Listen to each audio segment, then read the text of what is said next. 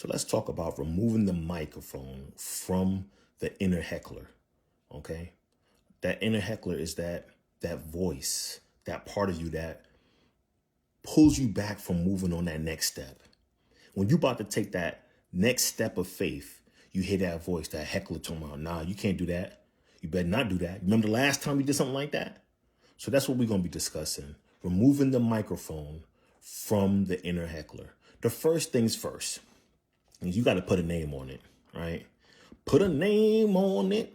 I know you heard that song, right? Give that voice a name and a personality. So that way you can identify it later when it comes. You can name it Jaquita. You can name it Andre. Sorry if your name is Jaquita or Andre, right? Quick or Andre. So that way you can separate it from the wholeness of you, right? This helps you see it as a part of you, but not your whole identity. So we got Quay showing up and we got Dre showing up. Quay and Dre, depending on how you want to name it, okay? So next time it show up and it says, you ain't this or you can't do that or what about this? Oh, that's Quay. That's Dre talking. Quay and Dre talking. All right, thank you for your opinion, but I'm going to be moving forward, okay? Step 2, you want to catch it in real time. This is why I want to name it, right? So now you hear those feelings and those thoughts coming through, right? Awareness is key, right? I need to know what is this talking right here? Listen for the tone, right? Study Quee and Andre, okay? It usually sounds like what? Do they sound urgent, important, right? Does it sound like it's mocking you, right? Or does it sound like absoluteness, right? So when I say urgent, like, oh, you better not do that. Oh, look at that right there. Remember that? Right? Mocking. Oh, yeah, you said you're going to do that, huh? Remember the last time you said you're going to do something? Yeah, how that turned out, right? Or absolute. Hey, you know if you do this, this is guaranteed to happen, okay? Maybe not guaranteed, but 99% of the chance this happens when you do that, right? You always do this, or you'll never, ever get to this point. That's the moment you catch it. And when you catch it, pause, right? And then say out loud, or even if you journal, I just heard my inner heckler say, or I just heard Quee and Andre say X, Y, and Z, right? This right here disturbs the loop, right? Now I done named them, I done caught them in real time, right? And now I'm hearing what they're saying, right? And I'm really setting it aside, right? Next would be challenging what they're saying, challenging the script, right? And when I say they, I'm talking about that inner heckler. I'm talking about Quee and Andre, right? Interrogate what they're saying. Ask them or ask yourself this: is what they're saying true? If I do this, it won't work. Is that true? Is it really true? Is it current? Right? Even though I had a similar experience, doesn't mean that it's actually going to turn out the same, because I'm doing different things. I'm in a different environment. I'm doing it differently. Is what Quee and Dre saying helpful? Right? Is that inner heckler helpful right now? Because most hecklers, they rely on recycle fears from past experiences. Quee and Dre, they're gonna lean on prior fears from or recycled fears from prior experiences. So you would replace words with truth statements, right? So Quee and Dre, or your inner heckler, would say, "You ain't ready," right? So this is how you will reverse it. I'm learning as I go. That's all I need. I'm learning as I go. I'm experiencing. I don't even mind mistakes. I'm taking note and I'm going to make correction as I go. Next, one of my favorite things, turn down the volume. Turn it down, right? Visualizing helps. Imagine literally turning the dial down on the voice of that heckler, on Quee and Dre, okay? Until it's like a little tiny background noise, okay? You may not be able to mute it all the way, but turn that joint all the way down. Some people picture taking away the microphone or walking out of the heckler's stadium entirely. So you know what? I'm not even going to sit around here and hear you. I'm out. I'm bouncing. As a matter of fact, you can get out. Remember Marty Marr?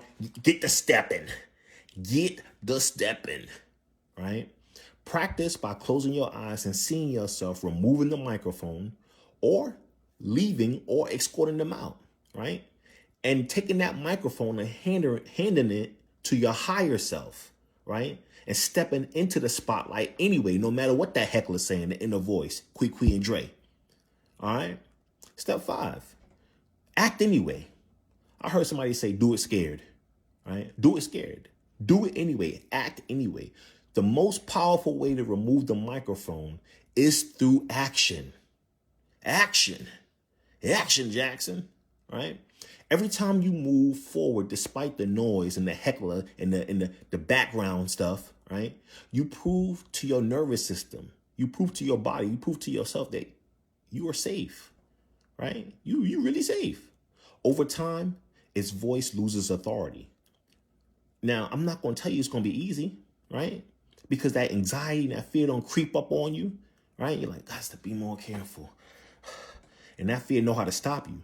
But do it anyway. Do it scared, right? Pick one small action that you've been delaying because of the fear, because of the anxiety, and do it right now. Take action today, right? Even if it's imperfectly, even if it's not perfect, just practice doing it anyway, right? We're not looking for perfection. We're looking for consistency, right?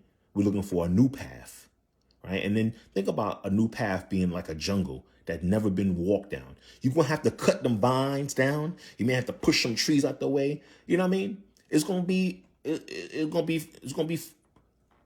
foresty, okay?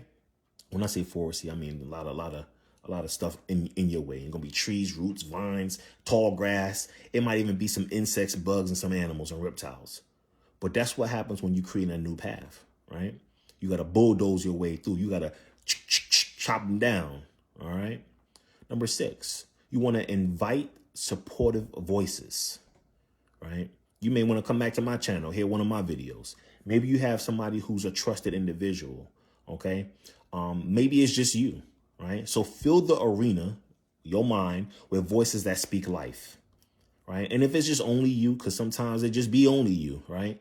We want to have affirmations, right? Affirmations that I say every day. I used to put my affirmations on the mirror. Sometimes when I was starting off with my affirmations and reprogramming myself, I would put the affirmations on index cards, sort of like these, right? And I would just pin them in places that I would normally look, like above a light switch, by the doorknob handle, right? By my toothbrush and toothpaste, by the toilet tissue, okay? You want to fill the arena with voices that speak life, affirmations. Okay, even if it's yours, it may be affirmations that you heard from other videos, right? Favorite them things, download them if you can, right? Mentors. For some of us, it's scriptures, right? I'm gonna go to that one scripture that get me through. Sometimes you may need more than one scripture because depending on the season you're going through, right? For others, it may be journaling, right? The more encouraging voices you have, the more amplifying that is. That's the more gas is giving you, right? The more the heckler's words get drowned out, the better for you. Now you're not hearing them. Now the heckler come on, oh, you can't do this. I come back with 3 or 4 affirmations or one hard one or some scriptures. Bung, I'm drowning you out, heckler, right? And last but not least, right? Give the heckler a new job, right? Probably can't get rid of them because they probably them squatters. You know what I mean? They got them problems in Atlanta and people be squatting, illegally taking homes. But that's besides the point. Give the heckler a new job. Instead of banishing it completely, retrain the heckler, right? Sometimes you got to bring them back to school, right? Sometimes the inner heckler is just trying to protect you and they don't know how to protect you properly, right? So I got to teach them how to protect me properly. Teach it to warn me or warn you only about real danger, not every single risk, okay? Now, I'm going to teach you, heckler. I don't want to hear about every single risk. Life is a risk, okay? But I'm talking about real danger, okay? So I will practice saying this. Thank you so much, Quee and Dre, for trying to help me, trying to keep me safe. But help me notice actual harm from now on, okay? Not the imagined failure. And you people are like, oh, you crazy. Nah, I ain't crazy when I'm hearing Quee and Dre telling me I can't do it. So I'm going to talk to them right back. I'm like, listen, I ain't trying to cuss y'all out or nothing like that. I know y'all trying to help. I know y'all just looking out, right? But listen, I need y'all to just be on the lookout for actual harm, not the fear and anxiety and the imagined failure. Okay, so these are 7 steps that I use and would definitely recommend and inspire and encourage you to use to get rid of that, or to take the mic away from the heckler, or to reprogram your heckler so that way y'all partners, right? Instead of opponents. If this resonated with you, okay, and you made it this far to the video, please let me know. Hit them comments below. Add some steps in there. What was your favorite step, right? Does this resonate with you at all? Hit me up. Let me know. All right, y'all. Peace.